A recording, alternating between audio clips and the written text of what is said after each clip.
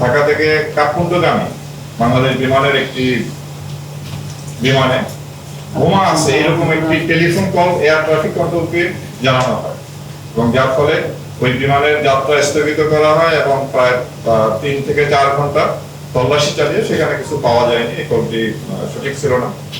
এই ঘটনা আমাদের যে জাতীয় এয়ারলাইন্সের এবং ওভারঅল বাংলাদেশের ভাবমূর্তি দেশে এবং আন্তর্জাতিক অঙ্গনে মারাত্মক ক্ষুণ্ণ হয় এবং ইতিপূর্বেও এই ধরনের বেশ কয়েকটি ঘটনা সংঘটিত হয়েছিল। টেলিফোনের মাধ্যমে বোমার খবর দেওয়া হয়, পরবর্তী পাওয়া যায়।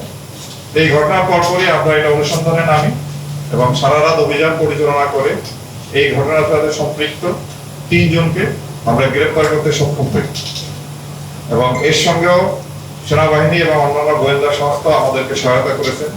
তবে এই বিষয়টি খুব একটি দুঃখজনক ঘটনা। সেটি হলো ইমন নামে এক ব্যক্তি পরকীয়া প্রেমিকের সাথে নেপালে যাচ্ছিলেন ওই ফ্লাইটে। এটি ইমনের মা এবং তার স্ত্রী জানতে পারে এবং তার যাত্রা বন্ধের জন্য তারা প্রচেষ্টা চালান, কোনোভাবেই তারা সক্ষম হন না। তখন ইমনেরই আরেক বন্ধু ইমরান পরামর্শ দেয় যে যদি এয়ার ট্রাফিক কন্ট্রোলকে জানানো হয় যে এখানে বোমা আছে তাহলে হয়তো বিমানের যাত্রাটি বন্ধ হবে এবং অ্যাকর্ডিংলি ওই মা টেলিফোন করেন এবং যার ফলে এই ঘটনা সংঘটিত হয়।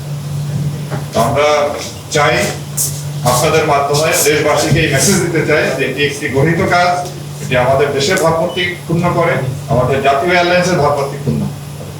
কোনোভাবেই যেন এই ধরনের প্রচেষ্টা ভবিষ্যতে গ্রহণ করা না হয় এবং করলে তার জন্য কঠিন শাস্তির ব্যবস্থা করা হবে।